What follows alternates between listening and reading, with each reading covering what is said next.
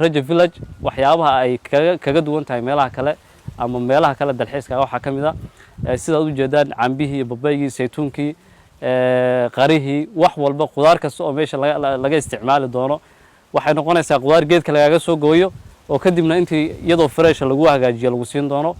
inkastoo Muqdisho ay ku yaalaan meelo badan oo loo dalxiisto haddana Raja Village waa meel ka duwan meelahaasi waana goob cusub oo dalxiis ah waxaa laga hirgeliyay degmada Kaxda ee gobolka Banaadir.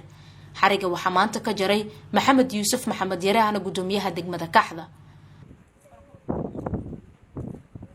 halkan waa meel loogu talagalay inay u soo dalxiistaan caruurta iyo dadka waaweyn maadaama hadda fooda ay nagu soo hayso munaasabada Ciidul Fidriga. Ibrahim Maxamed Axmed oo ah maamulaha Raja Village ayaa ka sheekeynaya cidda hirgelisay halkan, goorta la aasaasay iyo ujeedka loo furay.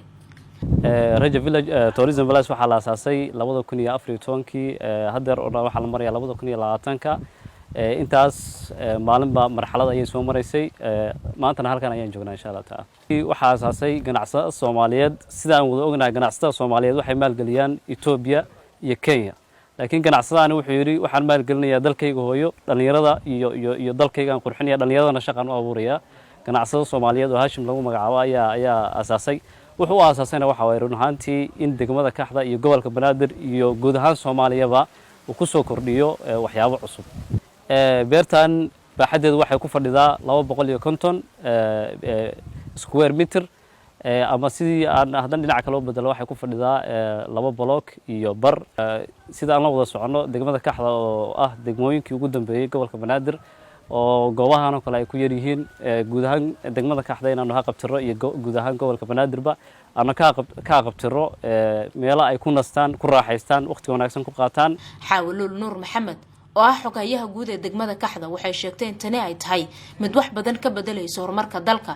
ganacsatada ayay ugu baaqday in dalkooda ay dhistaan. waxaan ugu baaqayaa ganacsatada degmada Kaxda inay maalgashadaan degmadooda ay meelahan oo kale waa meel aad u baahan yahay kulay degmada Kaxda inta ku dhaqan Raja Village kaligeed kuma filno waxaan u baahanahay goobo kale ka qurux badan oo ka badan oo aan tagno insha Allah haduu Ilaahay yiraahdo. waan soo dhaweynayaa meeshan aad u quruxda badan oo runtii aniga ahaanteeda nafsadeeda ay ku qanacday Kaxda horta waa degmadii ugu horeysay ee dalxiisayaasha Soomaaliya marti geliso. Hashim Cabdulle milkiilaha Raja Village maamulka degmada Kaxda ayuu ku soo dhaweeyay goobtan dalxiiska cusub ee laga hirgeliyay degmada Raja Village oo maanta taariikhdu tahay May 2020 muddo badan ma ka shaqeynayna maanta nasiib u yeelanayna furno marka soo dhawaada adigoo maamulka degmada iyo ku xigeenada ay ku soo dhaweynayna. gudoomiyaha degmada Kaxda ayaa tilmaamay in bulshada Soomaaliyeed looga baahan yahay dalkooda in ay maalgashadaan. aadan kaaga mahadcelinayna Hashim adiga iyo tiimkaagaba runtii waxaad muujisay rajo Soomaalinimo oo dadka ay ku dirsan karaan ay kugu dayan karaan. waxaan leenahay ha lagu daysado qof waliba wuxuu wax ku yahay dalka asaga uu leeyahay. dalkaaga inaad wax gashataay laba macna xambaarsan tahay. mid waa mid dalkaaga wax gashata adigu aad leedahay. midna waa macna kale bulshada ka faa'iideysanaysa waa bulsho ama shaqaalaha noqoto ama bulsho si kale oo imaanaysa noqoto waa bulshadaadii dadkaagana waad maal gashatay dalkaagana waad maal gashatay. degmada Kaxda waa degmada ugu dheer degmooyinka gobolka Banaadir haddana ay u soo damaasha tagaan bulshada qaybaheeda kala duwan. markale sida waxa yiri Maxamed Yuusuf Maxamed Yare gudoomiyaha degmada Kaxda.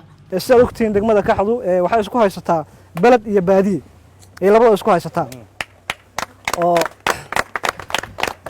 geeliya xagga daaqaya eriga daaqaya lo'da daaqaysa xaggana u jeedin waxaan dhex taaganahay filid.